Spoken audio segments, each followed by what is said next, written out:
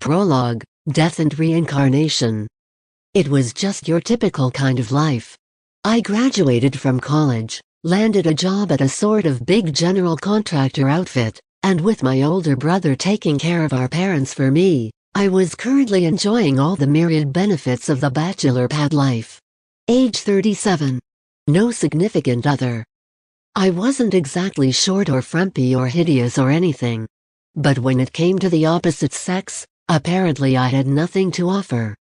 I'd made efforts along those lines, with varying degrees of dedication, but by the third rejection, something fizzled out within me. Besides, really, at this age, I was kinda past the point where a girlfriend needed to be my main focus. Work kept me busy enough. Plus, it wasn't like I was gonna die without one. I'm not making excuses, alright? It's just that I started thinking. Oh, hello, sir. Sorry we're late. There he was, walking toward me, bursting with all that youthful energy of his. He and the beautiful woman next to him. His name was Tamura, one of the guys who worked under me, and she was Sawatari, the front desk lady and pretty much the it girl around the office. These bums asked to see me because they were getting married and wanted my advice. In other words, this meeting was the whole reason I was brooding over why I was such a failure at personal relationships. I was leaning against a telephone pole at the intersection where we'd agreed to meet after work, thinking to myself. Nah. I nodded a greeting at Sawatari and asked, "What do you want to talk about?" "Oh, good to meet you. My name's Maho Sawatari. I've seen you at work a lot, but, I guess this is the first time I've spoken to you, huh? It makes me kind of nervous, somehow. I'm the one who should be nervous, lady." My mind griped to itself. It's not like I'm any good at speaking to women. How about a little sympathy here? Any way you looked at it, I was the wrong person to ask. I knew nothing about love. They were doing this just to spite me, I was sure of it. Pretty sure, anyway. "Oh, there's nothing to be nervous about," I replied. "Satoru Mikami. It's good to meet you, Miss Sawatari. Although you're famous enough around the office that you hardly need to even introduce yourself, huh? Tamura and I went to the same college, and we kinda hit it off during his training period, so that's how we know each other." "Famous? Oof. Not famous in a weird way, I hope?" "Oh, why no. I hear stories about you dating Kamama or messing around with Mr. Kahara in management. Somehow, I decided that picking on her would be a good idea." I just meant it as a passing joke, but it made Sawatari's face turn a bright shade of red, her eyes watering up a bit. It was cute, in a way. People were always telling me to tone that stuff down, that I needed to consider people's feelings more or, if not that, at least make it funnier, but I couldn't help myself. So mark that down as another failure. Maybe I really do have a crap personality. Tamura took that chance to intervene, giving Sawatari a pat on the shoulder. "Damn it, Tamura. So blessed with the natural charm you need to live a decent life. I wish people like you would just explode." "Aw, stop being mean to her," he admonished with an effortless smile. "And don't worry, Maho, he's just having a little fun with you." Cool, refreshing, and completely guileless, Tamura was impossible to hate. He was still just 28, quite a bit younger than I was, but we got on well nonetheless. I probably owed him at least a few congratulations. Sorry," I said, figuring there was no reason to let my jealousy devour me. I can't help but needle people like that sometimes. But no point standing here on the sidewalk. "Wanna get something to eat while we talk?" "Ah!" Screams. Chaos. What's going on? "Move. I'll kill you." I turned around to find a man sprinting toward me, a backpack in one hand and a kitchen knife in the other. I could hear shrieking. He was coming my way. With a knife. A knife? And at the other end of it, Tamura. The moment I shoved Tamura aside, I felt a burning pain run across my back. My body balled up as it collapsed to the ground, trying to withstand the shock. I couldn't tell what had happened. I wanted to move, but I couldn't. "Get the hell out of my way!" the man shouted as he ran off. I watched him go and then checked to see how my companions were. The suddenness of it all had reduced Tamura to a stupor, but he was unhurt. That was good. But, man, was my back burning. So hot. Beyond anything I'd describe as pain. What's up with that? It's too hot. Gimme a break. Confirmed. Resist heat. Successfully acquired. Did I just get stabbed? So I'm gonna die from a stabbing? Holy crap. Confirmed. Resist piercing weapon. Successfully acquired. Following up with resist melee attack. Successfully acquired. Mr. Mikami, you're bleeding. You won't stop bleeding.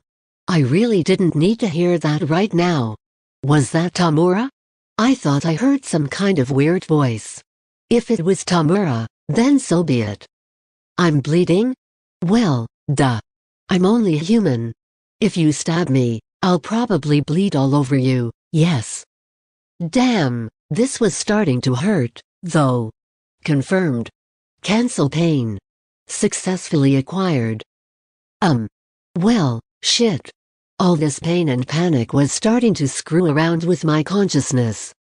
Tamura. Shut up. It's nothing big, alright? Quit worrying. Mr. Mikami, you're the blood.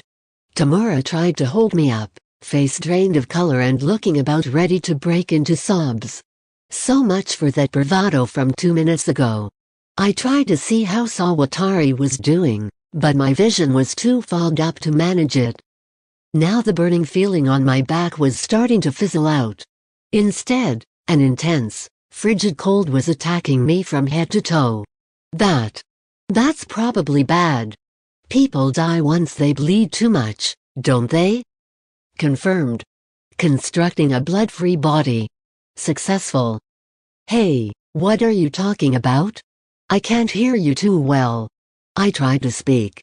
And failed. Shit. I think this might really be it. Like, the pain and the heat were pretty well gone by now. It was just cold. Cold as hell. I felt as if I was gonna freeze in place. Who knew dying could keep you so damn busy? Confirmed. Resist cold. Successfully acquired. Combined with the previously acquired resist heat, the skill has progressed to resist temperature. Just then, what remained of my increasingly oxygen-deprived brain cells chanced upon a flash of brilliance. Oh, crap, the files on my hard drive. I summoned up my remaining wells of strength, striving to relay the final regret I had left in life. Tamura. If anything bad happens to me, take my computer, okay? Put it in the bathtub, turn it on, and just fry everything on the disk for me, man. Confirmed. Electricity-based deletion of data. Cannot execute. More information required. Substituting with resist electricity. Successfully acquired. It took a moment for my plea to register with Tamura. He gave me a blank stare. Then he snickered. Haha. That's just like you, isn't it? Even if it was just a snicker, it beat having to depart this plane of existence with a grown man blubbering on top of me. I'd take it. All I wanted was to show Sawatari off to you, too. He continued. PFFT. Huh. I knew it. That bastard. It's fine, okay? Make her a happy woman. I wrung out the last bit of strength my body had to offer. Just kill my PC for me. It was just your typical kind of life. I graduated from college, landed a job at a sort of big general contractor outfit, and with my older brother taking care of our parents for me, I was currently enjoying all the myriad benefits of the bachelor pad life. And I was a virgin. Imagine that. floating off to meet my maker in completely unused condition. My manhood was probably crying its single eye out right then. Sorry I couldn't make you a real grown-up.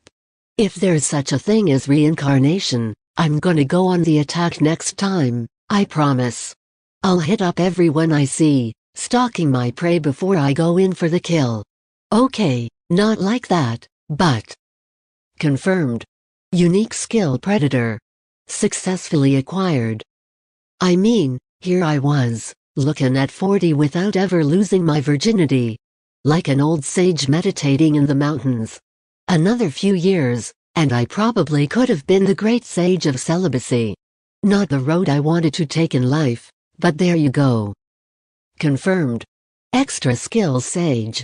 Successfully acquired. Evolving extra skill sage into unique skill great sage. Successful. Hey, someone mind telling me who's talking? What do you mean, unique skill great sage? Someone trying to start something with me? There's nothing unique about that. If you think I'm finding that funny, I'm not. That's just mean, man. Before I could continue down that train of thought, however, I fell asleep. Weird how death's nowhere near as lonely as I thought it'd be. That was the last thought I had on the mortal plane. Chapter 1. My first friend. It was dark. Too dark to see anything. Where was I? What even happened, for that matter? Someone was picking on me for being a celibate sage or something, and then... That was enough to jumpstart my mind again. My name was Satoru Mikami. Just another 37-year-old in a suit. And when I shoved my coworker aside on the street, some random maniac stabbed me. Good. I remembered all of that. Which meant I must be fine. No need for panic. That wasn't like me anyway. I was known for having a cool head. The last time I panicked, it was grade school and all I did was wet my pants, just a little bit. I tried looking at my surroundings. Then I noticed, I couldn't open my eyes. Odd, I thought as I tried to rub them and my arms didn't respond. And more to the point, where's my head, anyway? This was getting confusing. Like, whoa. Wait a second, I needed some time to deal with this. Whenever I start freaking out, I always find it helpful to sit still and start counting prime numbers until I calm down. Let's try that. 1, 2, 3, wait, 1 doesn't count as a prime number, does it? Ugh. Now wasn't the time for this. I couldn't let myself think about this stupid crap. This was bad, wasn't it? Like, what's going on, here? Was I, like, past the point of no return, unless I did something? Panicking, I checked to see whether I was hurt anywhere. I didn't seem to be. Physically, I felt terrific. No cold, no heat, perfectly comfortable. That, at least, came as a relief. Now for my hands and legs. Oop. Not so hot there. No response from any of my limbs. What's up with that? Getting stabbed in the back wouldn't force the doctors to amputate all my extremities, would it? I'd kind of like those back. Then there was the whole can't open my eyes thing. I was in a world of darkness, where I couldn't see a thing. An anxiety like none I'd ever felt before began welling up in my mind. Am I in a coma or something? I was conscious, certainly, but had I gotten detached from my central nervous system, maybe? Oh, man, anything but that. I mean, think about it. When you throw a guy into a dark, enclosed space, it takes practically no time at all for him to go insane. And that was exactly where I was, and I couldn't even die in peace any longer, it looked like. If insanity was all that waited for me here, that was enough to take the wind out of anybody's sails. Just then, I felt something brush against my body. What's that? I focused all of my senses on this unknown sensation. It felt like grass against what might have been the side of my stomach. Concentrating on the sensations, I slowly began sussing out what was around me. I could feel the pointy edges of some nearby leaves prick against my body. It made me a little happy, really. I was in total darkness a moment ago, but now I had my sense of touch back, at least. It made me so overjoyed that I made a beeline for the grass, and, creep. I could feel my body sliding flat against the ground. I moved. This, at least, was clear evidence that I was not on any kind of hospital bed. The feeling beneath my stomach took the form of hard, jagged rock. It still didn't make much sense to me, but I appeared to be outdoors. So I headed toward the grass, keeping my senses keen against what I touched, although I still wasn't quite clear on where my head was. There was nothing to smell. I wasn't sure whether I had that sense or not. Really, I had no idea what I was shaped like. I felt flowing. Yeah, lilac. Kind of like a certain fantasy monster I was well familiar with. In fact, the idea had been running through my head for a while now. No. Come on. That's just silly. Anything but that. I decided to leave that anxiety-inducing prospect behind for the time being and instead try out the final, untested one of my 5 human senses.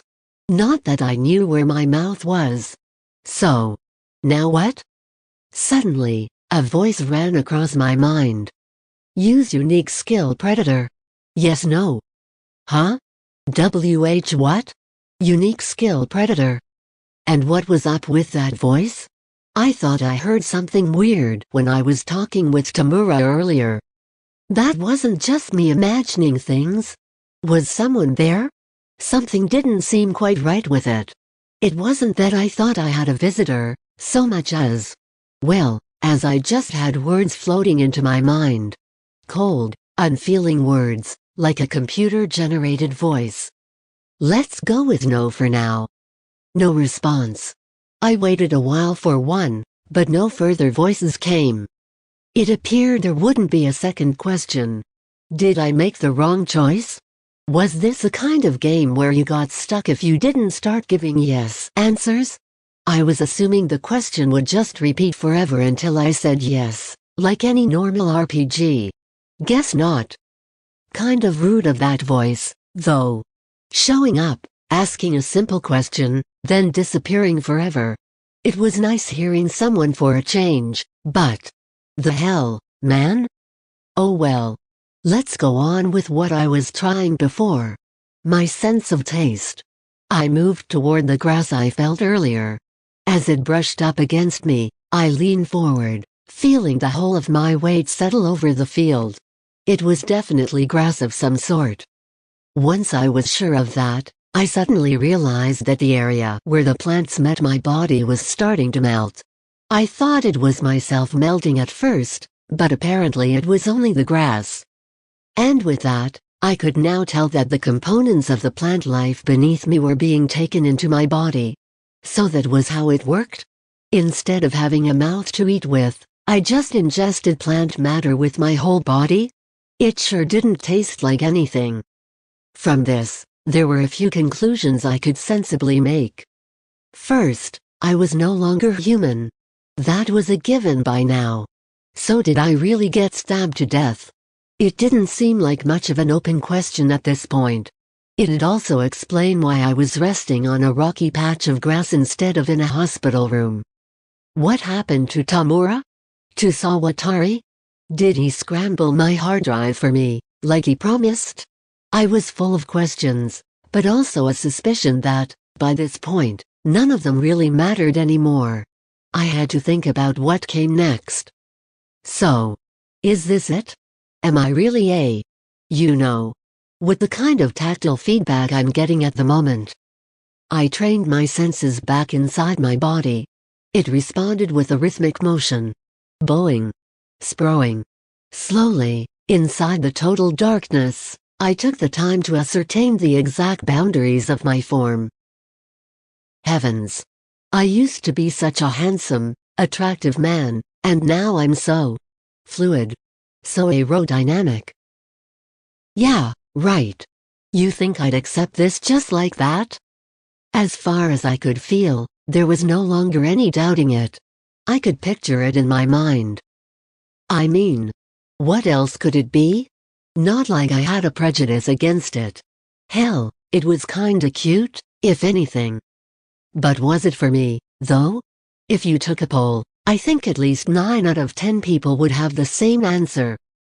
I would just have to accept it, though.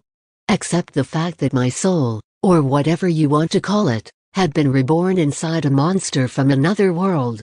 The odds of such a thing seemed astronomically low to me, but I'd been reborn. As a slime. Munch, munch. Munch, munch, munch, munch. I just snacked on some grass. Why did I do that? Well, why not? Not like I had anything else to do. It had been a few days or so since I was pretty much forced to accept the fact that I was now a slime. How many, I wasn't exactly clear on. The passage of time is tough to pick up on when all you can see is total darkness. One discovery I had stumbled upon over the past few days was that a slime's body could be way more useful than at first sniff. I never got hungry, for one, nor did I get tired. Food and sleep, for me, were wholly unnecessary. And I had divined something else, too. I couldn't be completely sure, but there didn't seem to be anything else living around here. In terms of danger, I wasn't sure there was any to speak of.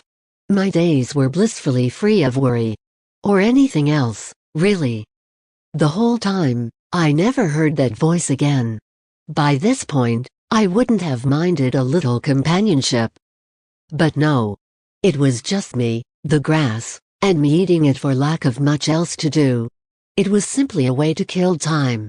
And by this point, I could sense the entire process, my body absorbing the blades, dismantling them internally, sorting through all the components, and storing them away. What it all meant, I couldn't say. It was starting to frighten me a bit. I needed to do something, or I'd lose my mind. So I kept going through the cycle, absorb, break down, store up. But there was something odd about the process.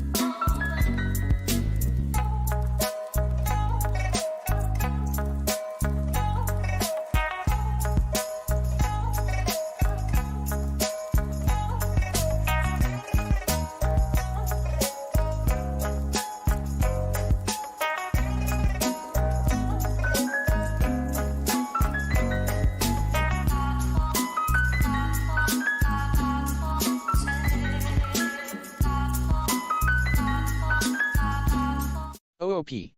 Not so hot there. No response from any of my limbs. What's up with that? Getting stabbed in the back wouldn't force the doctors to amputate all my extremities, would it? I'd kind of like those back. Then there was the whole, can't open my eyes, thing. I was in a world of darkness, where I couldn't see a thing. An anxiety like none I'd ever felt before began welling up in my mind. Then there was the whole can't open my eyes thing. I was in a world of darkness, where I couldn't see a thing. An anxiety like none I'd ever felt before began welling up in my mind. Am I in a coma or something?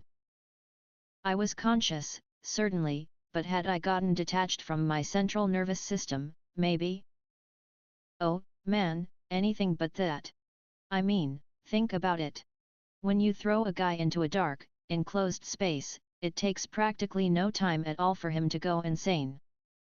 And that was exactly where I was, and I couldn't even die in peace any longer, it looked like. If insanity was all that waited for me here, that was enough to take the wind out of anybody's sails. Just then, I felt something brush against my body. What's that? I focused all of my senses on this unknown sensation. It felt like grass against what might have been the side of my stomach. Concentrating on the sensations, I slowly began sussing out what was around me. I could feel the pointy edges of some nearby leaves prick against my body. It made me a little happy, really. I was in total darkness a moment ago, but now I had my sense of touch back, at least. It made me so overjoyed that I made a beeline for the grass, and creep. I could feel my body sliding flat against the ground. I moved. This, at least, was clear evidence that I was not on any kind of hospital bed. The feeling beneath my stomach took the form of hard, jagged rock. It still didn't make much sense to me, but I appeared to be outdoors. So I headed toward the grass, keeping my senses keen against what I touched, although I still wasn't quite clear on where my head was. There was nothing to smell. I wasn't sure whether I had that sense or not. Really, I had no idea what I was shaped like. I felt flowing. Jelly-like. Kind of like a certain fantasy monster I was well familiar with. In fact, the idea had been running through my head for a while now. No. Come on. That's just silly. Anything but that. I decided to leave that anxiety-inducing prospect behind for the time being and instead try out the final, untested one of my 5 human senses. Not that I knew where my mouth was. So now what? Suddenly, a voice ran across my mind. Use unique skill predator? Yes, no. Huh? What? Unique skill predator? And what was up with that voice? I thought I heard something weird when I was talking with Tamura earlier. That wasn't just me imagining things? Was someone there? Something didn't seem quite right with it. It wasn't that I thought I had a visitor, so much as well, as I just had words floating into my mind. Cold, unfeeling words, like a computer-generated voice. Let's go with no for now. No response. I waited a while for one, but no further voices came. It appeared there wouldn't be a second question. Did I make the wrong choice? Was this the kind of game where you got stuck if you didn't start giving yes answers? I was assuming the question would just repeat forever until I said yes, like any normal RPG. Guess not. Kind of rude of that voice, though. Showing up, asking a simple question, then disappearing forever. It was nice hearing someone for a change, but... the hell, man? Oh well. Let's go on with what I was trying before. My sense of taste. I moved toward the grass I felt earlier. As it brushed up against me, I leaned forward, feeling the whole of my weight settle over the field. It was definitely grass of some sort. Once I was sure of that, I suddenly realized that the area where the plants met my body was starting to melt. I thought it was myself melting at first, but apparently it was only the grass. And with that, I could now tell that the components of the plant life beneath me were being taken into my body. So that was how it worked? Instead of having a mouth to eat with, I just ingested plant matter with my whole body? It sure didn't taste like anything. From this, there were a few conclusions I could sensibly make. First, I was no longer human. That was a given by now. So did I really get stabbed to death? It didn't seem like much of an open question at this point. It also explained why I was resting on a rocky patch of grass instead of in a hospital room. What happened to Tamura? To Sawatari? Did he scramble my hard drive for me, like he promised? I was full of questions but also a suspicion that, by this point, none of them really mattered anymore. I had to think about what came next. So is this it? Am I really a... with the kind of tactile feedback I'm getting at the moment?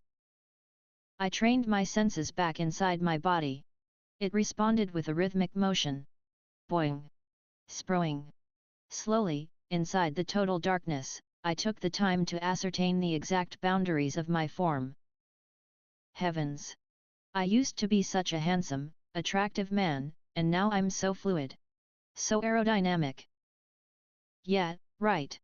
You think I'd accept this just like that? As far as I could feel, there was no longer any doubting it. I could picture it in my mind. I mean, what else could it be? Not like I had a prejudice against it. Hell, it was kinda cute, if anything. But was it for me, though? If you took a poll, I think at least 9 out of 10 people would have the same answer. I would just have to accept it, though. Accept the fact that my soul, or whatever you want to call it, had been reborn inside a monster from another world. The odds of such a thing seemed astronomically low to me, but I'd been reborn. As a slime. Munch, munch. Munch, munch, munch, munch. I just snacked on some grass. Why did I do that? Well, why not? Not like I had anything else to do. It had been a few days or so since I was pretty much forced to accept the fact that I was now a slime. How many, I wasn't exactly clear on. The passage of time is tough to pick up on when all you can see is total darkness. One discovery I had stumbled upon over the past few days was that a slime's body could be way more useful than at first sniff. I never got hungry, for one, nor did I get tired. Food and sleep, for me, were wholly unnecessary. And I had divined something else, too. I couldn't be completely sure, but there didn't seem to be anything else living around here. In terms of danger, I wasn't sure there was any to speak of. My days were blissfully free of worry. Or anything else, really. The whole time, I never heard that voice again. By this point, I wouldn't have minded a little companionship. But no. It was just me, the grass, and me eating it for lack of much else to do. It was simply a way to kill time. And by this point, I could sense the entire process, my body absorbing the blades, dismantling them internally, sorting through all the components, and storing them away. What it all meant, I couldn't say. It was starting to frighten me a bit. I needed to do something, or I'd lose my mind. So I kept going through the cycle: absorb, break down, store up. But there was something odd about the process. Elimination never factored into it, somehow. Not even once. Maybe slimes didn't need to do that. Hell, not like I'd know either way. But where was all this stuff I was ingesting going, then? My senses told me that my form hadn't changed in any appreciable manner from when I first arrived. So what the hell? Received. It is being stored in the stomach of the unique skill predator. Current physical space usage is less than 1%. What? Whoa. It speaks. But since when was I using any skills? I thought I answered no back there. Received. The unique skill predator is not being used. The matter being ingested into your body is set to automatically be stored in your stomach. This can be changed as needed. Oh? Well, nice to see we're having a real back and forth, finally. But back to business. If I use this skill, what happens then? Received. The unique skill predator chiefly comprises the following 5 effects. Predation, takes the target into your body. Lesser chance of success if the target has its own consciousness. Can be targeted on organic and inorganic objects, as well as skills and magic. Analysis, analyzes and researches targets taken into your body. Lets you create craftable items. If the required materials are present, allows you to make a copy of the item. Successful analysis of the casting method allows you to learn the target's skills and magic. Stomach, stores the predated target. Can also store materials created via analysis. Items stored in your stomach are unaffected by time. Mimicry, reproduces the form and skills of absorbed targets. Only available once the target has been analyzed. Isolate, stores harmful effects incapable of being analyzed, neutralizing them and breaking them down into magical force. What?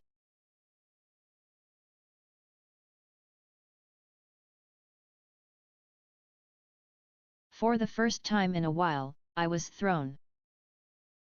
That sounded like kind of an incredible ability. Not exactly the kind of thing slimes were known for. At least not the ones I knew. And hang on. Who was this voice answering my questions, anyway? Was someone there? Received. This is the effect of the unique skill Great Sage. The skill has taken effect, making it more immediately available. A sage, huh? And here I thought that voice was just screwing with me. Now it was the best partner I had. Hope that keeps up. Hell, anything would have been fine at that point. As long as it helped smooth out the endless solitude I was preparing myself for. For all I knew, this voice was something my mind had crafted to keep my marbles intact. It was fine by me. For the first time in ages, I could feel a burden lifting from my heart. By my count, it had been 90 days since I was reincarnated as a slime. To be more precise, 90 days, 7 hours, 34 minutes, and 52 seconds. How was I so sure about this?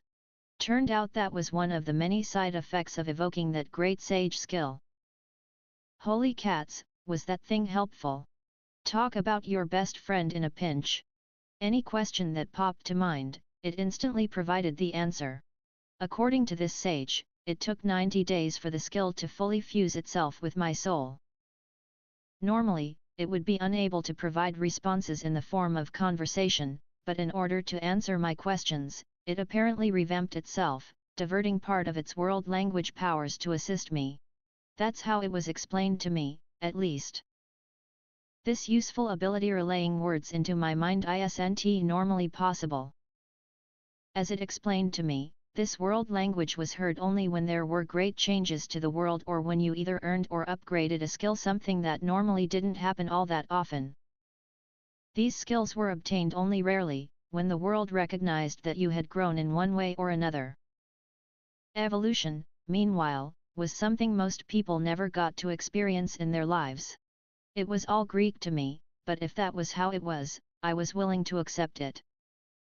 So the great sage was answering my questions at the moment, but otherwise it was this totally passive thing. No real sentience or anything. Unless I spoke up, it would never talk to me of its own volition. That was the only real drawback, but tossing words around with someone again was a wonderful feeling, even if it was a one-way street. Although, back in my home world, having a conversation with my own skill might have been considered strange. So there I was, still locked in darkness, asking a barrage of questions. One thing the replies confirmed was that yes, I was a slime now. I also found out why I never got hungry or sleepy. The slimes in this world, it turned out, never had to eat if they could keep absorbing the magic particles, or magicals, in the air. In less magically abundant regions, I would be obliged to fill up by absorbing monsters or small creatures.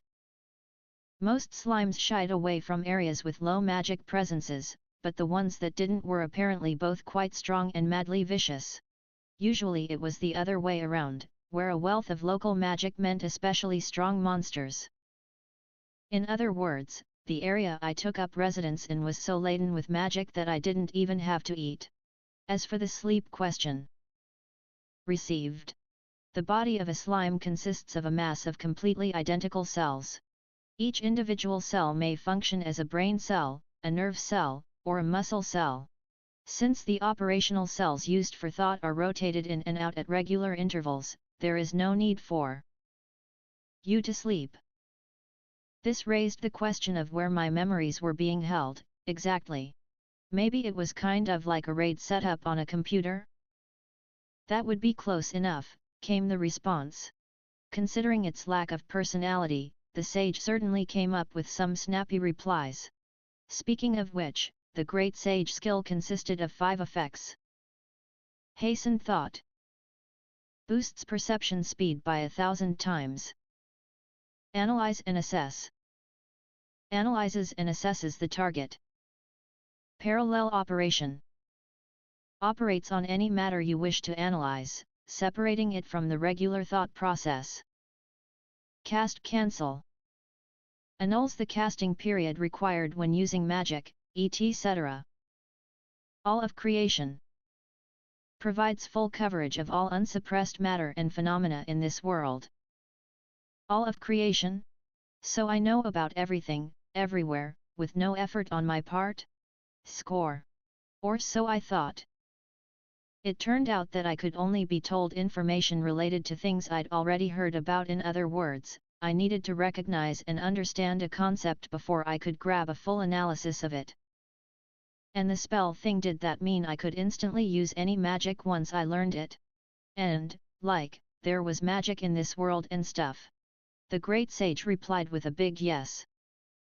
Well, once I knew that, I just had to try to learn a few spells myself. I checked with the sage to see if it could help me cast magic, but that was a no-go. It was worth a shot. Still, I had another great idea. Could I link the predator analysis skill with Great Sage parallel operation? Received.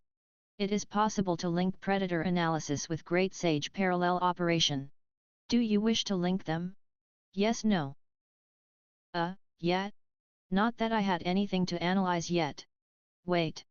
Or did I? That grass in my stomach. The stuff I had been eating to pass the time. What was that? Not like I had anything else to do. Let's give it a try. Off you go, Sage. Analysis complete. Hypocute herbs, a type of ingredient used in healing medication. Only thrives in areas blessed with high local magic densities. Fusing its juice with magi culls produces recovery medicine. Grinding the blades and fusing them with magi culls produces a salve that closes wounds. Wow! That was what I'd been snacking on? Talk about an unexpected windfall. I immediately set out to create some medicine of my very own. The process took place inside my body, so it didn't really feel much like crafting, but the analysis took less than a second, and within another 3-ish, I had my very first potion. 5 minutes, and I could have had 100. And while I didn't have anything else to compare it to, using my great sage skills to assess them resulted in a high-quality rating. So there you go. I was happy enough with it, at least. It all went so fast, too. I asked the sage about it, and it said the process usually took more time than that. Linking it with parallel operation must have been the right idea, I suppose. To test that theory out, I unlinked it long enough to create a single potion. It took 50 minutes. Damn, that was slow. Looks like I had the foresight to stumble across some mega-compatible skills to combine. Not that I knew what I was doing at all. Some of your garden variety weeds were also sprouting here and there, but most of the local grasses were hypocute. How about that? So I decided, as a little insurance, to predate all the herbs I could in the area and turn my stomach into a little recovery potion factory. I didn't have much else to occupy my time. It was still pitch black in here. There was no doubt about it. I had put my guard down.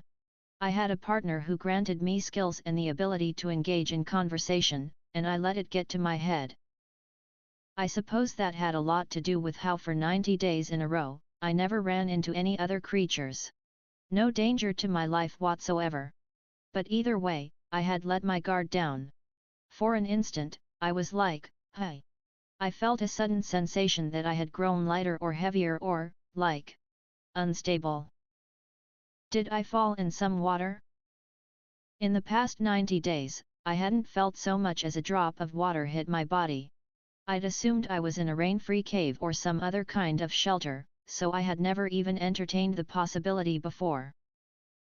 I had probably slipped into a river or something.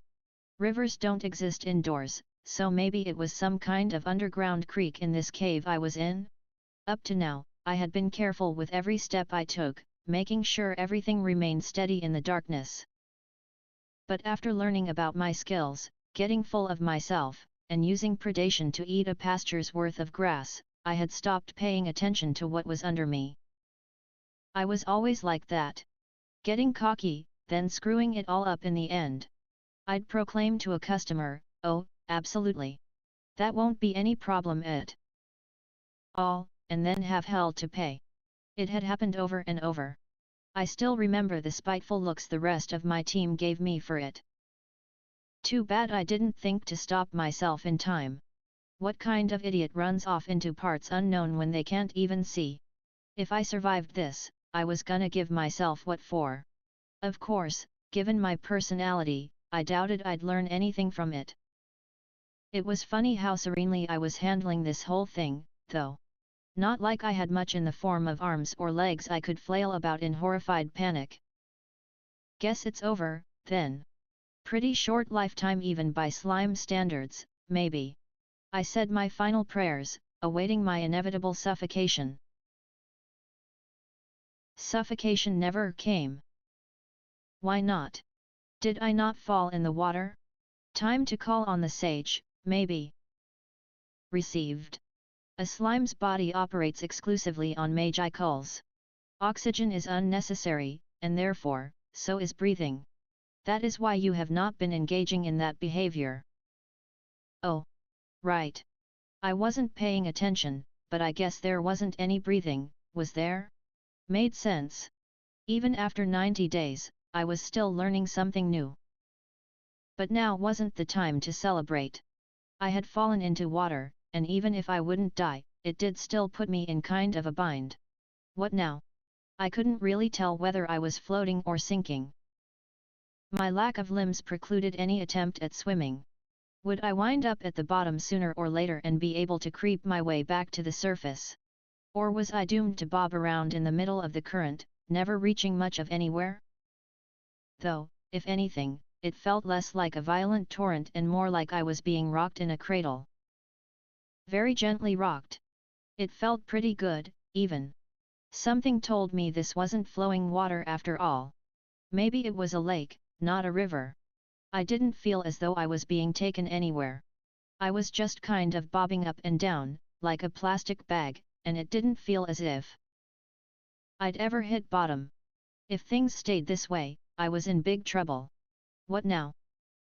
Just then, my brain cells or my slime body, I guess, came up with an ingenious plan. Maybe I could go all predator on this water and then spit it out for some water jet propulsion. Would that work? Only one way to find out. Not like I could do anything else. So I started drinking, filling my predator stomach up to approximately 10% of its capacity. Then, I expelled it like I was wringing out my stomach. The sense of release was exhilarating. Suddenly, I heard a voice in my mind. Water pressure propulsion skill acquired. It was the first time I recognized it. This had to be the so-called world language. There was no mistaking it, since the sage spoke only when spoken to, but the two voices did sound exactly the same. But I didn't have a moment to ponder over this. The more pressure I applied on the water, the more pressure I felt on myself, and I was rocketing forward at astonishing speed, as if I was about to launch myself into the sky. The acceleration was intense. Honestly, maybe it was a good thing I couldn't see. Instead, I just basked in the sensation of my body zipping along through the darkness. Well, let me clarify. If I could have seen my surroundings, I'm sure the fear would have been intense, but not being able to see was just as terrifying. If you've ever been on a roller coaster in an amusement park in total darkness, perhaps you'd understand the feeling. My mind flashed back to my previous life and the single day I spent visiting a certain paradise under the rule of a certain rodent. At least his magical dreamland offered safety harnesses. By this point, I wanted to punch myself for coming up with the idea. And trying it out right after thinking it up? Come on, man! What happened to some kind of, preliminary safety check? The terror was starting to affect my train of thought. How long would I keep accelerating? How much water did I spit out, anyway? As that thought occurred to me, I felt my body crash headlong into something and bounce off it. I braced myself for a wave of paralyzing pain. Which never came. Huh? Shouldn't that have, damaged me? Or did it damage me, and I just didn't feel it or whatever? Received. You have acquired cancel pain, which interrupts the creation of pain. Your resist melee attack has reduced the amount of damage taken.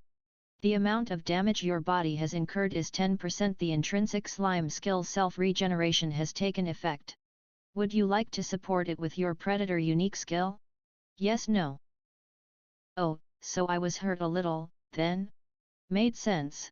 I wasn't sure whether this was a good or bad thing, but as long as I knew something was up, then maybe I didn't need to feel pain after all. It makes certain things easier. Predator support, though, huh? I don't really get it, but sure. Yes.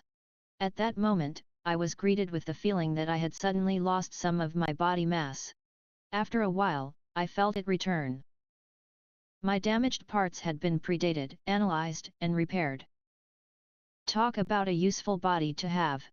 I should try testing later to see how much of it I can afford to lose before I'm KO'd. It was way too dangerous to mess with in detail, but I guess I could afford to go without at least a bit of it at a time, so. Something told me I was getting a little too careful, anyway. I had a stockpile of recovery potions, which I didn't even have to use. And I would have figured losing a tenth of my body would be a pretty serious issue, but now I knew I could just regenerate it in the space of 10 seconds. Next time I was damaged, I'd try using those potions. So where am I wonder? Making sure my body was back to normal, I checked out my surroundings. No telling what kind of dangerous monsters might be nearby. I was out of the water, but maybe there were scary, scaly things waiting for me on the other side. Slowly, carefully, I started taking action. It kind of seemed as if whenever I did something carefully, it meant I was about to be exposed to a heap of danger. I was sure it was just my mind playing tricks on me, though. And that thought probably did me no favors, because... Can you hear me, little one? I heard something. Little one? It's probably not anyone besides me, is it? It wasn't a voice, exactly, but something I could recognize more directly and instinctually in my mind. I didn't have any ears to listen with anyway. Hello? You can hear me, can you not? Respond to me. Well, no shit. But how was I supposed to reply without any mouth? As an experiment, I tried thinking shut up, Baldy. In my mind not like this guy could hear it or anything. But how was I gonna get anywhere here if I couldn't even give a... Oh ho! You dare to call me bald, do you? Rather a lot of nerve packed into such a little body, no? I had hoped to give my first guest in quite a while a little kindness, but it would seem you are in rather a hurry to die. Oh. Geez, could have warned me that would work first. And I had no idea who I was dealing with, either. Well, that was it. My loss.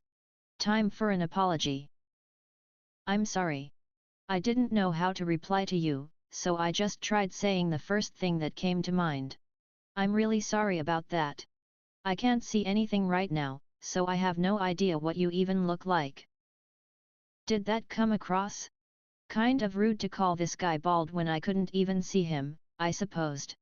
If he was, I'd probably just pushed some very delicate buttons. Ha ha ha. Ha ha. Ha ha ha ha ha ha. The resulting laugh came in 3 distinct levels. A masterpiece. So were we cool now, or? How fascinating. I had assumed you reacted as such upon seeing me, but you cannot, eh? Most slimes are low-level monsters, incapable of conscious thought as they run through the cycle of absorption, division, and regeneration. It is the rare one, indeed, that ever leaves its habitat. Now what was he talking about? Was he more curious than angry, then, or? Either way, this was my first contact with another intelligent being. The first conversation in my new, oozy life. I wanted to keep it a friendly one. You had aroused my curiosity, slime, by the way you so eagerly slammed into my body. The regenerative powers you just showed astonish me. Are you a named monster, perhaps, or a unique? A what? And a what? Say again? I'm sorry, I don't get what you mean. I've only been alive here for 90 days. I suppose, with your sentience, you were never destined to be merely a slime. Named monsters are those who have been assigned an exclusive name. But only 90 days? Ridiculous. Are you a unique, then? Unique meaning? A unique monster is an individual who has suddenly attained unusual abilities, akin to mutation. They are occasionally born in areas with high magical concentrations. Perhaps you were born from the mass of magi culls that leaked out from me, then? What the heck? Let's try using my previous world knowledge to suss this out. This guy had been leaking magic all over the local area. It was so thick, in fact, that it gave birth to a monster. A slime. Was that it? No monster has ever come close to approaching my domain in the past 300 years. If you were born from my magical force, then perhaps, indeed, that gave you the power to touch me and live to tell the tale. Oh. So you're kind of, like, my dad, then? No, not your parent by blood. I have no reproductive ability to speak of. Some monsters do, and some do not, you see. Really? 'Cause I thought that kind of came with the package by default. But if I just spontaneously burst out from magic or whatever, maybe you don't need it, huh? Your intellectual abilities surprise me. Very few, indeed, are the monsters that possess anything of the sort. Among all the monsters, only magic-born have sentience in the way you or I would understand it. The commentary went on for a while. But the most important thing to learn from it was that apparently humans existed in this world, too. Then there were non-humans, species very close to mankind in nature and similarly gifted with reproductive abilities. These included races like elves, hobbits, dwarves, and other fairy types, and generally they were allied with the humans. Alongside that, you had races like goblins, orcs, lizardmen, and so on, which were hostile toward mankind and treated like monsters as a result. This animosity wasn't inherent to their biology, however, so crossbreeding was entirely possible. Next were the magic-born people - the catch-all term for those who came into being from magic itself, monsters who experienced sudden mutation, and sentient beings evolved from animals or magical beasts. They had both intelligence and reproductive ability, but only within their own subspecies.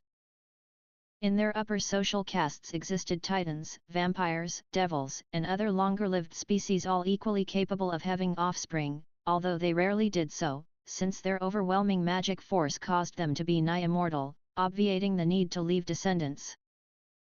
These diverse intelligent, reproducing species were hostile to mankind and collectively referred to as the magic-born race. And reading between the lines, the impression I got was that the magic-born weren't so much overtly hostile toward humans as the humans feared and coveted their powers. It remained true, though, that both sides were fighting for their own living spaces. These sundry monsters had been classified by levels of danger. The upper ranks of the magic-born were packed with some pretty powerful buggers all capable of leveling a human town solo if they felt like it. Not the kinds of guys you'd want to hang around. So my new companion kept going for a while about how he'd fought against the upper-level magic-born in the past and so on. Finally, the subject turned back to me. As I told you, then, I lack the ability to produce offspring. The reason is simple. Because I do not need to. I am of the dragon race, one of only 4 in the world, both unique and the most perfect of my kind. You will hereby know me as Feldera, the storm dragon. My lifespan is infinite, my flesh unfathomable. As long as my will remains intact, I shall be ever alive. Ha ha ha ha ha ha ha ha. He could have skipped the laughter. I got it. So he didn't need to have kids, because he was gonna live forever, right? And while this guy took a while to get to the point, he did mention something I didn't want to overlook. Feldera was the storm dragon? Plus, if he liked taking a good-natured swipe at upper-level magic-born now and then, he was like, pretty tough, wasn't he? Using my knowledge of Earth stuff, I tried to picture Feldera the storm dragon, no doubt seated in front of me right now. I didn't like what my mind came up with. He seemed to be acting polite with me, and that made it all the creepier. So what now? Wow, really? Well, thanks for all that handy guidance, sir. Guess I better be on my way, then. I tried my best to flee. Halt! I have told you all about myself. It is your turn now, would you not agree? I probably shouldn't have expected any other treatment. He wanted to know about me? If I told him about my miraculous journey from an alien planet, would he believe me? He seemed to marvel at how smart I was for a slime. If I tried to make something up, I doubted he'd fall for it. Such an attempt seemed like a good way to dig my own grave. Well, whatever. If he didn't believe me, I'd deal with it then. Summoning my resolve, I told Feldera everything that had happened to me so far. So. Yeah. Here I am, I guess. It's been super rough, you know? While prudently keeping the topic of my skills unexplored, I regaled the dragon with my tale of being stabbed, waking up as a slime, and everything else that happened on the way to his domain. It was a bit weird how well, non-rough it all sounded when I put it into words. But it was rough for me all the same. And the worst part was how I was literally operating blind the entire way. If some cute lady passed me on the road later on, would I ever get to see her? The thought saddened me a little. So a transmigrant, then? Your origins are quite rare, indeed. Huh? Are they? And you? Transmigrant? This isn't any big surprise to you? What's with that reaction? So these transmigrants were common enough that he had a name for them? What was so rare about it, then? You do see transmigrants, on occasion. Their memories from the past are burned into their souls, due to a powerful will. There are some, indeed, who retain every memory of their past lives. But a transmigrant from another world?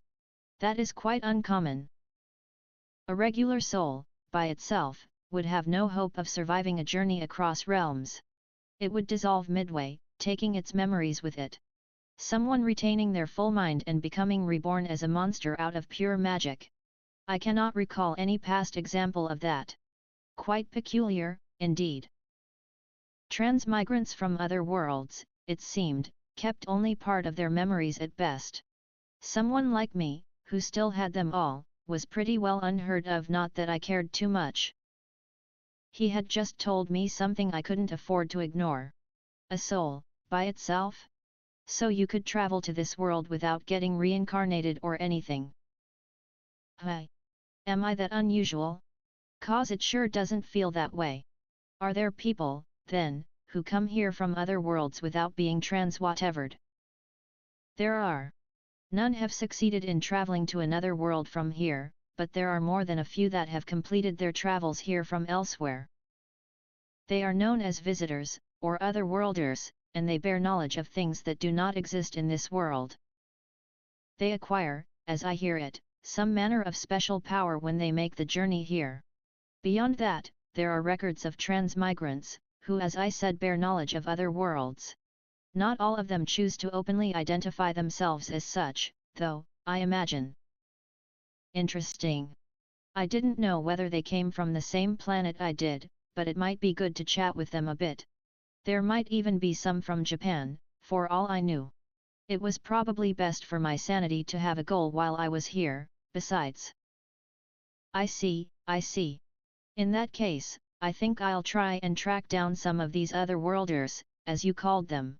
Maybe I'll find someone from my own land. Well, one moment. You said you cannot see, yes? Oh, yeah. And? It was a pain in the ass, yes, but as long as I took my time and kept from getting myself killed, I was sure I'd run into some fellow visitors. Probably. Let me help you see, then. What? Damn. This guy. I mean, Feldera the Storm Dragon. He was acting way too nice to me, wasn't he? Could I really trust him? Really? Indeed. On one condition, however. What do you say? I didn't like the sound of that, but what the hell? What kind of condition? A simple one. When I grant you the ability of sight, I beg of you not to fear me. That, and I bid you come visit and speak to me again. That is all. I trust my terms are agreeable to you? That's all? Was he sure? What a lonely dragon. Guess there was no one else around at the top.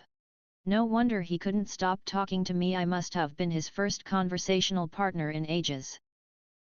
If I'd had my druthers, I would have said this dragon was a total pushover. He might have been feeding me a line this whole time, even saying he was a dragon. Maybe the dragons in this world weren't even all that powerful in the first place. Heh. This was a pretty good deal. Is that really all you need? Yes. To be honest with you, I was sealed away in here 300 years ago. Ever since then, I have had so much free time on my hands, I was practically out of my mind with boredom. What do you think? Well, if that's all you need, you got yourself a deal. Good. It is a promise, then, and I trust you will hold up your end of the bargain. Of course. Maybe I don't look it, but you can count on me, man. Just ask anybody on Earth. They'll vouch for me. Hopefully he wouldn't try to. That would be bad. Very well. There is a skill known as magic sense. Can you use it? Oh, here we go again. More walls for me to deal with. So unfair. No, I can't. What kind of skill is that? It allows you to perceive the particles of magic floating around you. It is not a very powerful skill, and all it offers is a visual reference, so it is not difficult to acquire. Oh. Sounds easy enough. Indeed. I can wield it as easily as I can breathe. I hardly even bother to think about it. Really? So once I learn that, I'll be able to see again? Precisely. This world is covered in sheer magic, although it is not spread evenly across its entire surface. Did you know, also, that light and sound both have the properties of a wave? Yeah, I've heard about that. Light waves and sound waves. Ah! How intelligent of you! Did you learn of that in your past world? You must have, I wager. But, indeed, you will be able to observe how these waves disturb the nearby particles of magic, then use that information to calculate how the area around you looks and sounds. Simple, yes? Not really? What kind of BS was that? I'm not really sure whether that sounds simple or not, actually. No? But that is what allows one to continue fighting even after losing both their sight and hearing. It protects you from surprise attacks, and that is all but a requirement for survival here, is it not? Why yeah, but can we skip all that fighting talk and just get me seeing again, maybe? Very well. Allow me to help you acquire this skill, then. This is the only method I am aware of. Wait, can you do that? I'm kind of a newborn here. Worry not. You do have your memories from your past life, yes? And there, you gained knowledge about the nature of light and sound. Without that, not even I could help you, I wager. Luck is on your side, truly. True. I supposed it would be hard to explain sight to someone who can't see at all. I certainly couldn't manage it. I read somewhere that Helen Keller learned how to speak only by following cues she learned before going deaf at age 2. Maybe I could use my knowledge of Earth to harness this magic sense thing to figure out what the world around me was like. Worth a shot, I guessed. This blindness was getting to be a massive pain. Plus, I had the sage on my side. It could work this out. I'm ready to learn, sir. Now, no need for such ardor. It is quite simple. First, try moving the magic around you with the force in your body. I had an inkling of what he meant. It was the skill I'd probably adapted to blow myself out of the water a moment ago. Like this? I tensed up, trying to imagine the strength circulating through my body. I could feel something moving within the magicals my companion was talking about. I hadn't been conscious of it in the water, but it looked as though I could adjust the force by how much I tensed up. Before, I hadn't been controlling the water so much as I was controlling the magic dancing around in it. I was exercising my magical muscles, and the particles around me were reacting. It came to me surprisingly quickly. You are more gifted in this than I thought. Now, do you see the difference between the magic moving within you and that outside of your body? Whoa! Maybe this actually was easy. Maybe I was more sensitive to the magic I absorbed now that I was conscious of the way I lived off it. Well, sure. Like, that's the stuff I've been eating all along, right? Ha ha ha. If you understand that much, the rest is child's play. All it takes is feeling the movements of the particles outside of you. Yeah, that I didn't get. But I gave it a shot, doing as I was told and feeling out the particles surrounding me. And I found I could. I could sense them hanging in the air, riding air currents, moving around. All sorts of sensations. Let's ask the sage about this. Confirmed. Extra skill magic sense successfully acquired. Use the extra skill magic sense? Yes, no. Huh? It was that easy? Well, sure yes, then. Man, talk about a rock I can rely on. The moment I invoked magic sense, my brain was filled with new information. A massive amount, something my human brain never could've processed the waves of light and sound pushing every single tiny particle around, and I processed it all, converting it into perceptible data. The thing about human eyesight is that it doesn't give you even a 180-degree view of what's in front of you. Now, all of a sudden, I could see a full 360 degrees around myself. The shadows of the rocks around me, the views hundreds of meters away. The moment I turned my attention to it, I could figure out what it was. If I were still human, all this perception data probably would have fried my brain circuits. But now I was a slime. My cells could provide muscle just as easily as brain power. So somehow or other, I withstood the torrent of information. Then, synchronizing extra skill magic sense with unique skill Great Sage. Successful. All information will now be managed by Great Sage. Suddenly, my vision opened up. The brain-searing sensation from before was gone, and then I could see so clearly that it was a wonder I wasn't able to do it before. Something told me that having the sage at my side was almost cheating. It wouldn't be going too far to put it that way. If someone else had it, I'd probably bitch that it was against the rules. Since I had it, though, no problem. Oh, I think I've got it. Thank you very much, I said, turning my attention to the creature in front of me. Holy crap! He really was a dragon. He was covered in scales that shone a dark shade of black, tougher looking than steel itself but supple and flexible. A big, evil-looking cat. You're a dragon. He looked positively demonic, towering far higher than I anticipated. My internal scream welled up, pouring out of me, and I don't think I could really be blamed for it. What a surprise! I feel bad for ever thinking this guy was pet-sized. This was for real. Absolutely no doubt. The body, startlingly similar to a Western-style dragon's, shone like obsidian. There were 6 fingers on each hand, equipped with claws that looked ready to tear through whatever they found. The 2 pairs of wings on his back, one larger than the other, came to a point at their respective ends, like swords honed to perfection and ready to dice.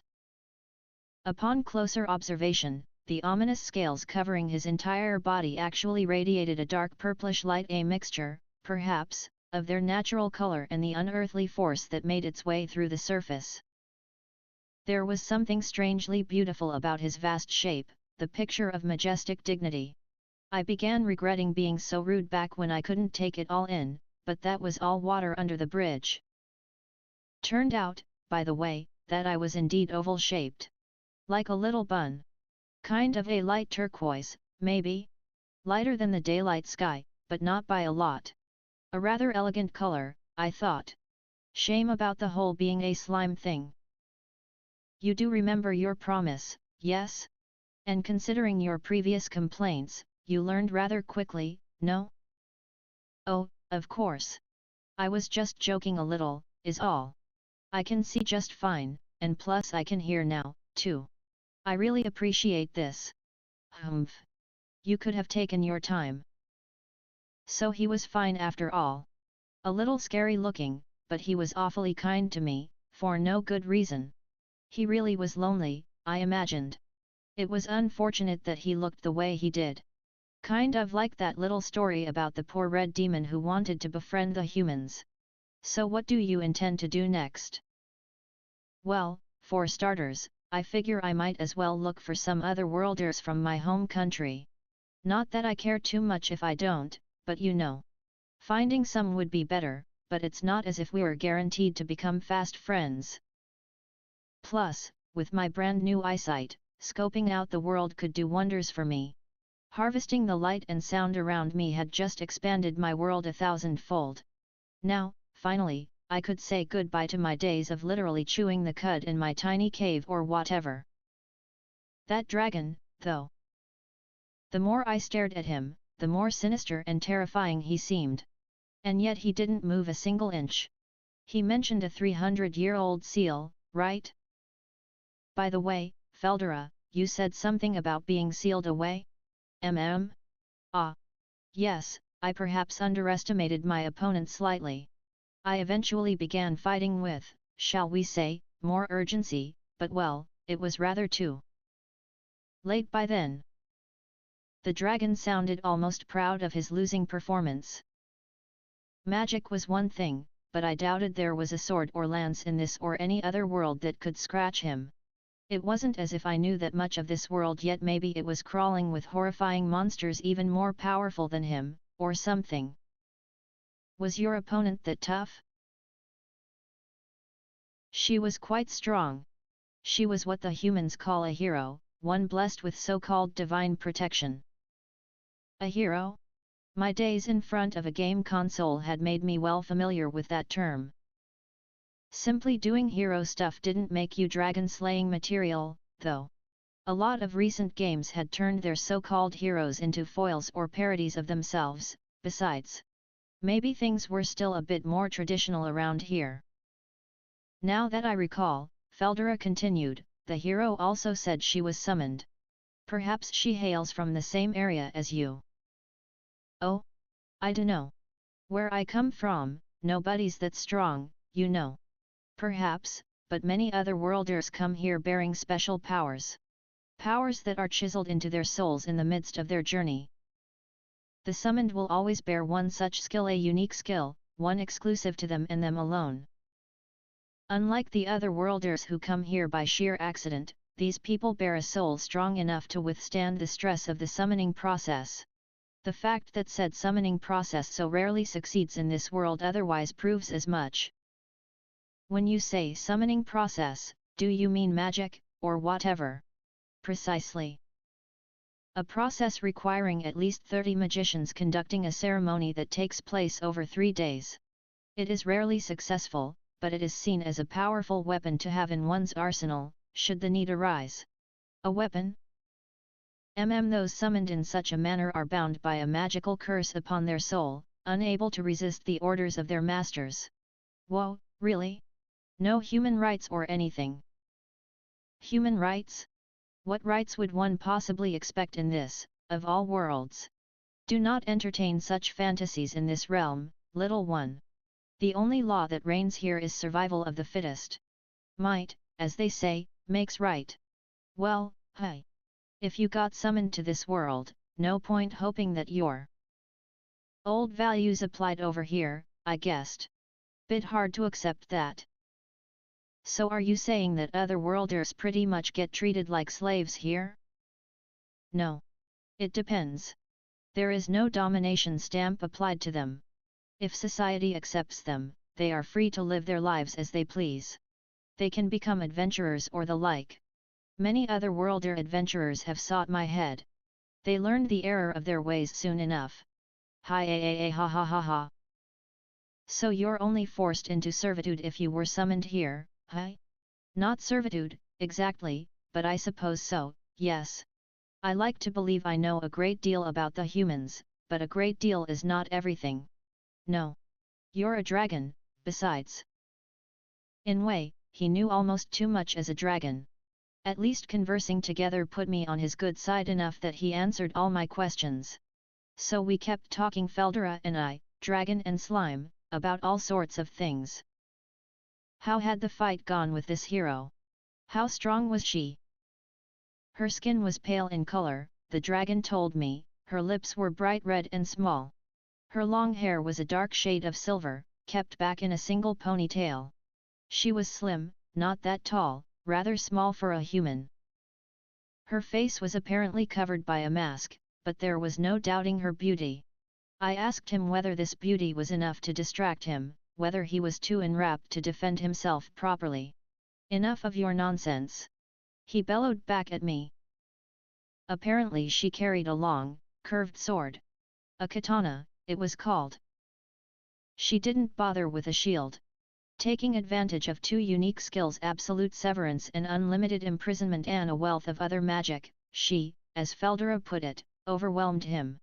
There was more than a trace of nostalgic contentment in his voice, or so it seemed to me. Something I picked up on as we spoke was that this dragon, I think he really liked humans. He kept calling them wimps and garbage and such, but from the way he put it, he never deliberately killed anyone who attacked him. Not unless they went out of their way to rile him. One time, 3 centuries ago, just one time, he emphasized a certain chain of events made him reduce an entire city to embers. That was what made the people send a hero his way, and now thanks to that hero's unlimited imprisonment he was in his current predicament. I had trouble enough figuring out my own feelings about a lot of things. Other people's, I could only guess it. But I was starting to get the impression that, well, maybe this wasn't such a bad dragon at all. I mean, I liked him. And he wasn't anywhere near as scary as before. Alright. Well, what do you think? Friends, then? It was kind of really embarrassing to put it like that. I'd have been blushing right then, if I could. What? A mere slime, daring to seek the friendship of the mighty beast feared worldwide as Feldera the Storm Dragon. Oh, you don't have to if you don't want, but... You fool! You foolish fool! Who said anything about not wishing it? Oh, no? Okay, so, now what? Indeed. If you insist, I suppose I could consider it. I could feel him sneaking furtive glances at me. It would have been one thing if it had been a cute girl sitting next to me at the movie theater, but it was quite another when it was a death-dealing mythical beast. Not fun. Pretty funny, though. Yep. I insist. It's settled. And if you don't like it, then watch out, 'cause I'll never come back. No, so be it. I will become your friend. I do hope you appreciate the gesture. Heh. I wondered whether I could manipulate the other 3 dragons he mentioned like this. I was made to exploit people, and he was made to be exploited. A perfect match. Well, to future times, then. Indeed. To future times, yes, allow me to give you a name. In exchange, you will give one to us both. Huh? Why? Where'd that come from? It shall chisel into our souls the fact that we are of the same rank. Something similar to the family names the humans use, except my name, for you, will also provide a kind of divine blessing. You are still nameless now. But through this, you will become a full-fledged named monster. So he wanted me to come up with a common name for us to share? And in exchange, I'd get my own name and all the benefits of named monster status? Better think up something good. I'm terrible at this stuff. Well, you said you were a storm dragon, so... I dunno, Tempest, or something. Ugh. Kind of on the nose, I know, but it sounded cool to me, so perfect. So be it. A wonderful timbre to that title, yes. He liked it. From this day forward, they will call me Feldera Tempest. And you? You will be called Rimuru. Proclaim to the world that your name is Rimuru Tempest. Thus the name was carved into my soul. Not that it did too much to me. Or my abilities. But somewhere, deep inside my soul, something did change a bit. I suppose the same could be said of Feldera. And that's how we became friends. Well, it was time to get going, I supposed. But before that, hey, so I had something I wanted to ask before I left, but can't you do anything about that seal on you? Not with my powers, no. Someone with a unique skill on the same level as the heroes would be necessary for there to be even a chance. You don't have any, Feldera? I do, but now that I am sealed off, I can access none of them. Telepathy is about all I can manage at the moment. The hero's unlimited imprisonment could hold its target captive in an infinite number of imaginary spaces for all of time. It wasn't some weak barrier that would allow casual interference with the real world. Looking back, it should have struck me as strange that telepathy was possible, even.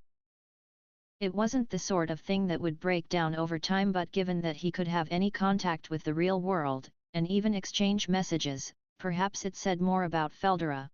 Neither of us noticed this at the time, though. Well, here, let me try something. I rolled over to Feldera and tapped my body against him. Invoking unique skill predator to consume unique skill unlimited imprisonment. Failed. I figured as much, but no, I certainly wasn't hero caliber. With a dazzling light, my unique skill tried to do its work but weakly bounced off without any further comment.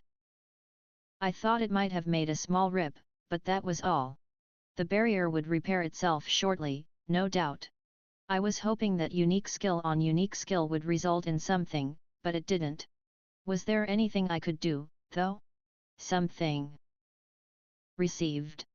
Partial analysis of unique skill unlimited imprisonment complete. Reporting a potential escape route. Any escape involving a physical body is not possible. The chance of destroying the prison by physically damaging it is 0. Cannot analyze an escape route involving the annulment of imaginary space. One would need to be caught within the same unlimited imprisonment situation in order to analyze it from the inside. This is currently impossible. The chance of escaping in spiritual form is 1%. If a spiritual receptacle is prepared for the target on the outside to aid in the transition, the success rate is 3%. This process is equivalent to transmigration. If the target is poorly compatible with the receptacle, he will lose all memories and abilities. This concludes the report on potential escape routes. Kind of low numbers, it sounds like. Unlimited imprisonment looked like nothing more than a transparent membrane from my perspective, but physical damage did nothing against it. Maybe it had some kind of insurmountable defense attached to it, for all I knew. Hey, did you lay any damage on this hero at all? Or vice versa? I am glad you asked. Most of my attacks were evaded, but I did land several direct hits which, I regret, had no effect on her. Death-calling wind, dark lightning, even storm of destruction had no effect, despite being completely unavoidable. A total loss. All I could do was laugh. Feldera then accentuated the point with a loud, hearty guffaw. It sounded as though you could also use this unlimited imprisonment skill to cover your own body, making a shield to protect from external attack. Pretty handy thing to have around. This hero was starting to sound downright omnipotent. Between that and absolute severance, she was all but invincible, wasn't she? I really wouldn't want to run into her, but then, I wouldn't have to. I would have liked to assume she had died in the ensuing 300 years, at least. Either way, she was one tough character. So if I was going to get him out of here, it would be through transferring his consciousness into a new body, huh? I guess I need some kind of receptacle to get you out of here. Even if it's in spirit form only, it sounds like it ought to be possible. No point telling him what kind of odds he had to go on. I'd just be hurting Feldera further if I dampened his spirits. There is a way out of here. Indeed.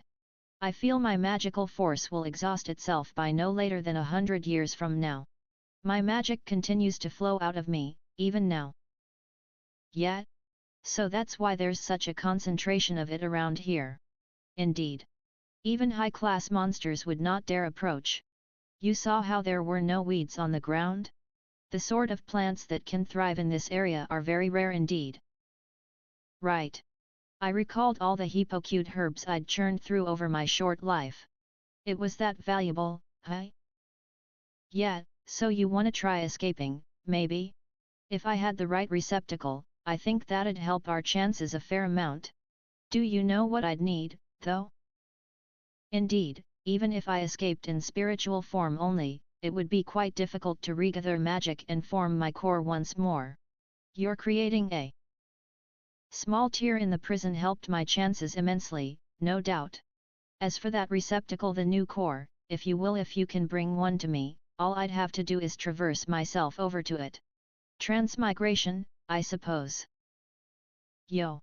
And here I thought he was a little slow. He knew exactly what I was getting at, didn't he? The exact same conclusion the sage had made. Pretty much, yeah. If it's something I can get on this side, I could look for it for you. To tell the truth, I do not need any core at all. You can keep a secret, I trust? As I said, I am both unique and the most perfect of my kind. A fully unique creation, one that takes purely spiritual form. I have no particular attachment to this body. It is merely the faith of those who live around me that forms the shape you see. There he went again. Spouting off complete nonsense. As far as I could piece together in the ensuing conversation, the basic idea went like this: using his consciousness alone, he could gather magi cults toward him to form a physical body. Said body was currently being held in this prison, but that prison also prevented his will from collecting the magic he needed. Could he escape in consciousness form alone? No, because he needed some kind of receptacle. If he simply burst out in spirit form, his essence would scatter to the winds like the magic itself, erasing his very existence. This would result in the birth of a new storm dragon, somehow, somewhere. I didn't care about the details by this point. But to sum up, maybe he could escape, but if he did, he'd wind up being something else. It wouldn't matter to him. So much for that. But what if I used Predator to consume Feldera himself?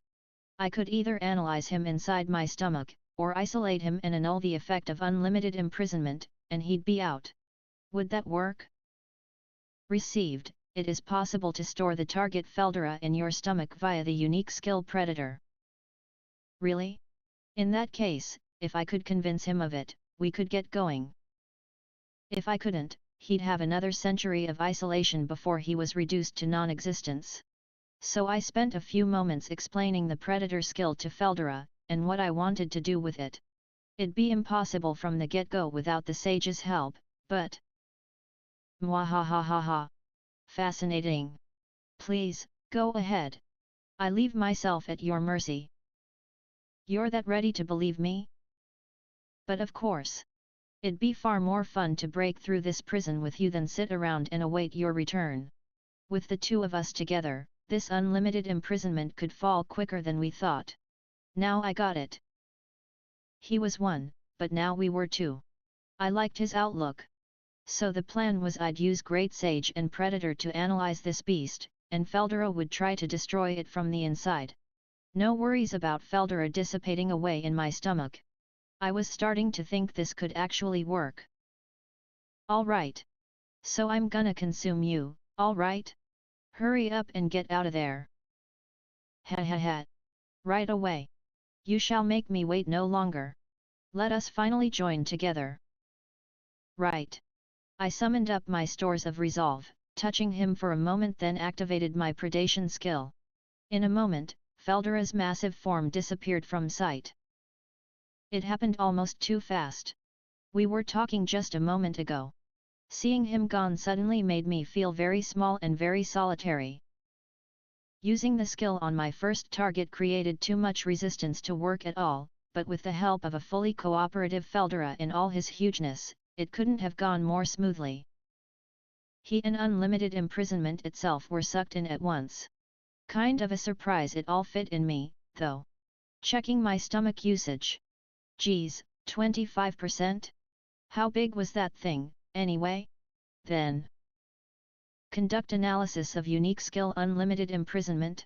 Yes no. This better work, I prayed as I thought yes to myself. A cataclysm shook the world on that day. It was the only way to describe the reaction when the disappearance of the storm dragon Feldera was confirmed.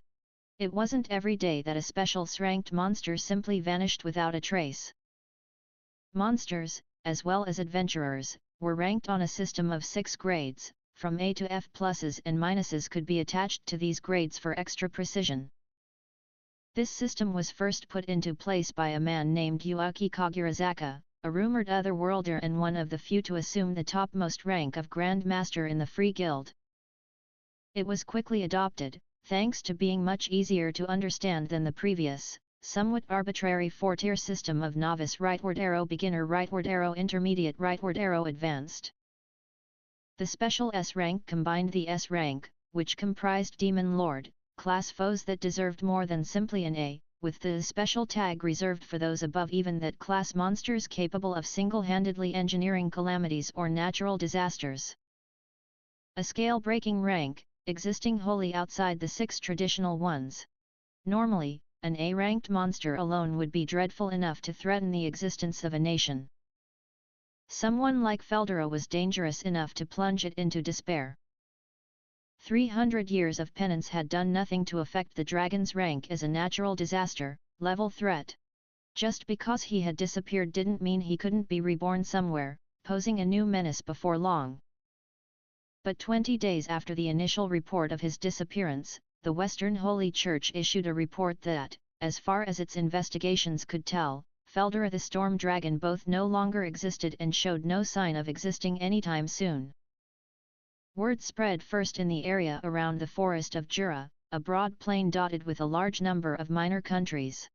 Once Feldera's fate had been broadly reported, each one of them sprang to their feet, the proverbial hornet's nest stimulated to action. Every king and every minister of every nation held day after day of emergency meetings, gathering information and debating what to do next. It was a trying time for the Baron of Veriard, minister of the small kingdom of Blumund, but not half as trying as it was for the man Veriard had called into his private chamber that day. This was Fuse, a man just as renowned for his sharp, unrelenting eyes as he was for his small stature. He was the guild master for this kingdom, a position affording him a hefty amount of authority even in such a tiny nation. "I believe you know why I summoned you here," the Baron began the moment Fuse walked through the archway. "You have heard about the Storm Dragon by now, have you not?" Fuse nodded. "Of course, my Baron," he said in his low, hoarse voice. "Humph," Veriard spat out in response. "I suppose I should expect nothing less of you, my good guild master. Now, may I ask about how the guild intends to respond?" "We have no particular plans at this time, sir." "I'm sorry, did I hear you correctly? You have no intention to take action?" "Yes, sir," Fuse replied with a voice devoid of emotion, silently asking the Baron what he was so perturbed about. "I do not feel any action is necessary." The Baron, not a great fan of this response, chose to keep those feelings hidden. Rather a strange thing to say, is it not? Not necessary? The disappearance of Feldera the Storm Dragon may portend further monster activity in the space of days, even hours. And you are taking no measure at all against it. It would strike me as rather strange to do so, sir, for taking such measures is the job of the state. I am responsible for the Free Guild, not for providing volunteer work when bidden. This was the truth, as far as Fuse was concerned. The Free Guild was an independent, non-governmental agency. Its members were afforded no special guarantees of security or comfort unlike the assorted workers and craftsmen on the government ledger, but the basic rights that all citizens were entitled to. Their only official debt to the kingdom came in the form of taxes. That was the system in Blumund, as it was in nearly all the nations that surrounded it. To put it another way, the Free Guild was a group that operated outside the framework of any nation and one far more unified than a single government as well. It was a fact that some of their operations occurred without the knowledge or consent of these nations, whether the guild intended it to be seen that way or not. Is it not the responsibility of the state, the guild master meekly continued, to protect the assets of its people? In the same way, it is the guild's responsibility to protect the lives of its members. We both have a lot on our plates, I suppose. Fuse wasn't sure whether he had imagined the blue vein that had just popped up on Veriard's forehead or not. He hadn't. The Baron knew his position was being probed. Enough pretense, Guildmaster. How many mercenaries can you provide us? How many adventurers with combat experience? What is the size of the defense force you can provide in service? I need numbers. The Guildmaster gave a roll of his eyes and sighed. I do hope we are on the same page when I say this, sir, but I will remind you, we are not an army of volunteers. If we are talking about a mobilization based on the terms of our agreement, I can provide you the equivalent of 1/10 of our members. If you wish access to anything beyond that, well, that would all depend on our compensation. The population of Bluemund was almost exactly 1 million. The membership block of the local free guild totaled around 7,000, family members not included. Thus, if the kingdom decided to invoke its agreement with the guild and muster 10% of its members, 700 in all, these fighters would officially join the command of the national army. Such an order, of course, would apply only to guild members who belonged to Bluemund and no other nation. All free guild members fell under the same banner, but their home nations were also clearly stated in the logs for this reason.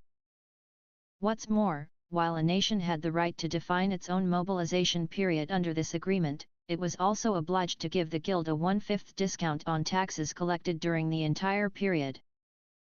This allowed governments to rapidly summon a powerful force, and the guild to make sure its men would not be obligated to the state for too much of their time.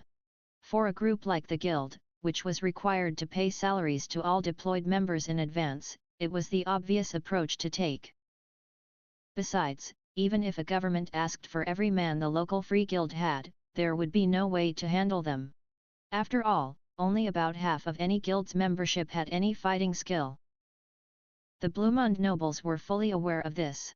Normally, they wouldn't have their top minister attempt to bully the guild master into better terms. But the times demanded otherwise. The monsters were stirring, for one, but even beyond that, they had more pressing motivations. Very well. Enough of this. Are you trying to wring the truth out of me, Fuse? Fuse's eyebrows raised a little at the mention of his name. Veriard rarely, if ever, called him by it. He turned his eyes toward the Baron for the first time. The area near Feldera's prison was meant to be absolutely impenetrable, he said. Now that route may potentially be open to direct navigation, and that means we must consider the possibility of the Eastern Empire taking action. Ah, certainly so, the Baron replied.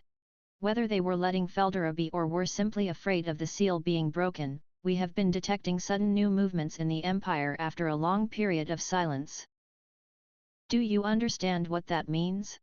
If they can navigate that forest, this kingdom will be swallowed up instantly. And we can forget about the Western Holy Church providing us any meaningful support. The countries around the Forest of Jura have no meaningful alliance with each other. We will all become Empire vassals in the blink of an eye. No support from the Church? I fear not, no. They never were terribly interested in wars between mere mortals in the first place. Annihilating the monsters is what their doctrine calls for. Quite so. If we could have them deploy even one of their paladins, the Empire wouldn't be so quick to move. Not needing to prepare for monster attacks would buy us some time, at least.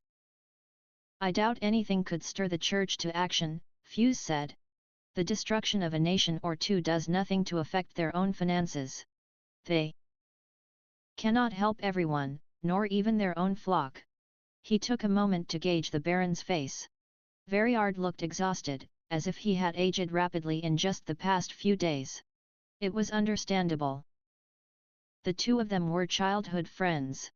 And even though Veriard was merely a baron, if the public knew of Fuse's close contact with a member of the nobility, it would create assorted difficulties for the both of them. They both had to pretend to use each other for their own personal gain, which was why they usually portrayed their relationship as surly and resentful. It would take more than the power of a small kingdom to overcome this thorny obstacle they now faced. But perhaps, Fuse thought, his friend was being overly anxious. The Empire was on the move, it was true, but that didn't mean they should expect an attack before sunset. But how do we know the Empire will take action against us? He offered. I will gladly conduct my own personal inquiries into the matter. I'd advise you not to expect much, but I can at least gauge the situation in the forest of Jura and around the Empire. I would appreciate that. Yes. There was no guarantee the Empire would act against them. If it was going to, it would undoubtedly be with a large force. It was never a nation to waste its time with small skirmishes. No, it would casually send over a force of 1 million or so and trample over every nation in the area, one by one. Assembling such an army would take time, at least 3 years or so. Which was not a generous amount, but it created some wiggle room to work with. I had best begin gathering information, then, Fuse said to close the conversation. There is little time. I am off. Thank you. The two of them nodded and went their separate ways. There was much to do. 30 days had passed since I swallowed Feldera. What had I been up to? Well, think about it. If you were being attacked by a monster, what would you do? I mean, I was a slime now. It would be hard for me to zip away from a slavering attacker, much less defend myself. So I'd been spending my time thinking about how to fight back. Along the way, I'd also been consuming any particularly odd-looking herbs or glowing rocks I stumbled across. There was a fair amount. I was still in the region Feldera described as teeming with local magic, and nearly everything I found there was hypocued herbs. Which was about what I figured. More healing potions for me, I suppose. I also